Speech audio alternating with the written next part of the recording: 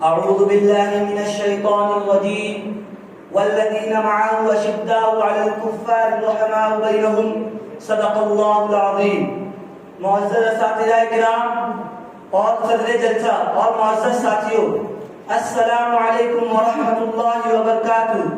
آج مجھے جس موضوع پر اظہار خیالات پیش کرنے کا موقع ملا ہے وہ ہے صحابہ کرام کی روشن سیرت اور ہماری زندگی.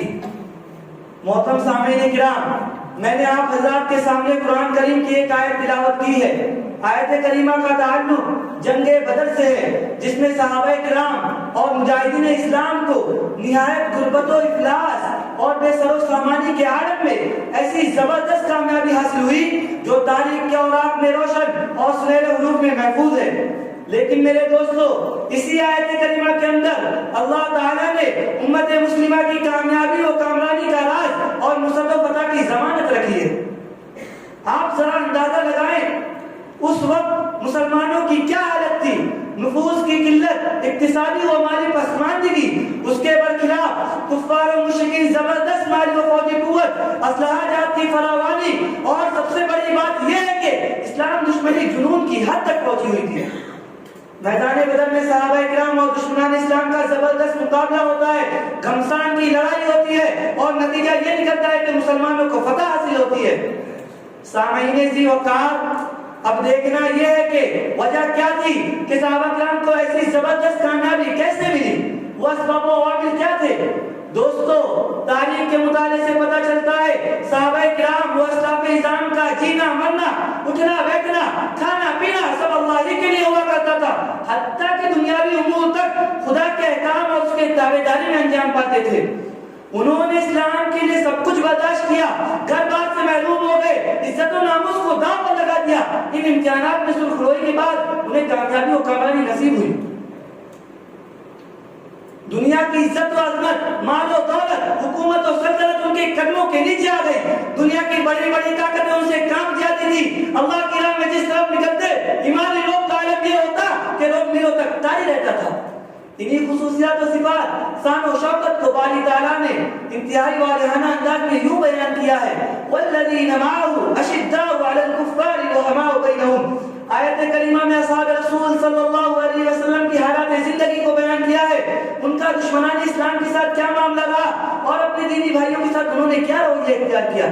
تاریخ گواہ ہے، جب باطل پرستوں نے عظمت اسلام کو للکارا، آفتاب رسالت کے خلاف سازشیں کی اور مذہب اسلام کو مٹانا چاہا، تو اصحاب رسول صلی اللہ علیہ وسلم دشمنوں پر تیرے غضب بن کر ٹوٹ پڑے. رائے حق میں آنے والے رکاوٹ کو دور کیا، باطل طاقتوں کو مسمار کیا، ان کی دھجیاں اڑا دی، جس کی بنا پر ان کو لقب ملا رضی اللہ عنہ ورضوان. میرے معزز ساتھیوں، ایک زمانہ وہ تھا کہ صحابہ کرام ہر چیز پر غالب آئے، اور آج ہم اور آپ ہیں کہ ہر چیز سے مغلوب ہیں. اس کی وجہ یہ ہے کہ آج ہم سے اسلام کی اتباع کا جذبہ صادق چھن چکا ہے. جب تک ہمارے ہاتھوں میں اسلام کا دامن رہا، تاریخ گواہ ہے ہم نے بڑی بڑی جابر و قائل سلطنتوں کو تاراج کیا. ہمارے روب و جلال سے زمانہ کانپتا تھا. وسیع و عریض سلطنتوں کے فرمانروا ہمارے تصور سے لرزہ برہنگام ہو جاتے تھے. جب سے ہم نے اسلاف کے کردار سے جدائی اختیار کی، اسلاف کی فرما برداری سے اپنے آپ کو آزاد کیا، اسی وقت سے ہم ذلت و خواری، رسوائی و نامداری کا شکار ہو گئے اور ذلت کے گڑھے میں گر گئے. حضرات گرامی، آج ملت اسلامیہ کے معافی تعطل اور غفلت کا شکار ہو چکے ہیں، اپاہج و مفلوج بن چکے ہیں. حالانکہ قرآن عظیم نے مایوسیوں کی اندھیری اور گہری تاریکیوں میں ڈوبی ہوئی ملت کے لیے ہمیشہ سے شمع ہوئی جلا رکھی ہے، جس سے مایوسیوں کی تہ بتہ تاریکیاں چھٹی رہتی ہے. سامعین ذیشان، قرآن کہتا ہے وَأَنْتُمُ الْأَعْلَوْنَ إِن كُنتُم مُؤْمِنِينَ. اے مسلمانوں، اگر تم سچے مسلمان اور مومن کامل بن گئے تو یاد رکھو تمہارے سوا کوئی اور اس دنیا کا حاکم اور بادشاہ نہیں ہو سکتا. یہ میرا وعدہ ہے کہ حاکم تم رہو گے، محکوم کوئی اور ہوگا، مالک تم رہو گے، مملوک کوئی اور ہوگا، آقا تم رہو گے، غلام کوئی اور ہوگا، بادشاہ تم رہو گے، رعایا کوئی اور ہوگا، باعزت تم رہو گے، بے عزت کوئی اور ہوگا. لیکن شرط یہ ہے کہ مسلمانوں، تم سچے دل سے میرے محبوب کے غلام بن جاؤ، میں ساری دنیا کو تمہارا غلام بنا دوں گا.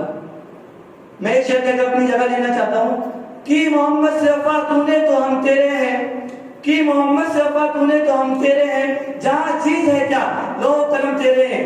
آئیے اللہ سے دعا کریں، اللہ ہم سب کو ایمان کامل نصیب فرمائے. آمین. وآخر دعوانا الحمدللہ رب العالمین.